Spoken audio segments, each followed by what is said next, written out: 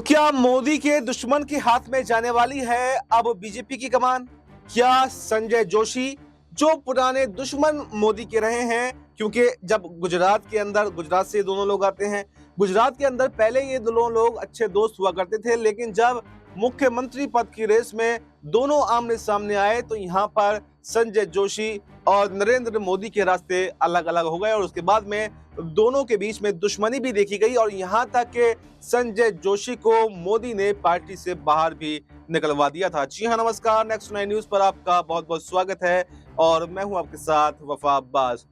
इन दिनों चारों तरफ, एक तरफ तो वक्फ बिल पर घमासान मचा हुआ है जिससे मोदी शाह की मुश्किलें बढ़ रही हैं, एक तरफ सुप्रीम कोर्ट ने तमाम याचिकाओं को स्वीकार कर लिया है और सुप्रीम कोर्ट से भी वक्फ बिल पर मोदी शाह को बड़ा झटका लग सकता है। और सबसे बड़ी परेशानी अगर कहीं से मोदी और शाह के सामने है तो वो खुद अब पार्टी के अंदर से भी उत्पन्न हो रही है, और क्योंकि राष्ट्रीय अध्यक्ष पद का चुनाव अब बीजेपी में होना है और राष्ट्रीय अध्यक्ष पद के लिए हालांकि कई नामों पर चर्चा हुई। मोदी और शाह ये चाहते थे कि उनकी मनपसंद से ही बीजेपी का नया राष्ट्रीय अध्यक्ष बने, क्योंकि जेपी नड्डा भी मोदी और शाह की पसंद से ही बने। इससे पहले खुद अमित शाह जो थे वो राष्ट्रीय अध्यक्ष थे। उससे पहले भी जब से 2014 में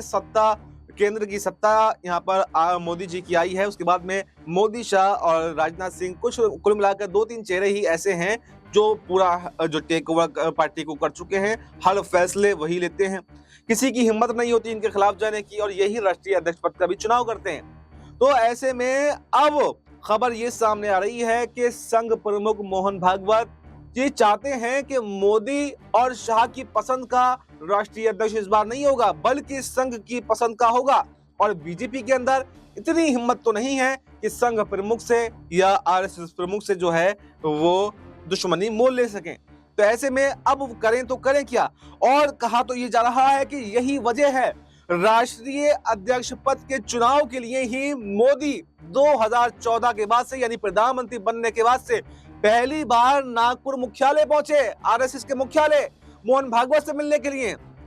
क्योंकि मोदी ये ऐसा चाहते हैं कि उनकी मनपसंद से कोई राष्ट्रीय अध्यक्ष बनाया जाए। संजय जोशी के नाम पर सहमति नहीं जता रहे हैं क्योंकि पुरानी दुश्मनी रही है, लेकिन संजय जोशी वापस से राजनीति में सक्रिय हो चुके हैं और पुराने मोदी के दुश्मन रहे हैं।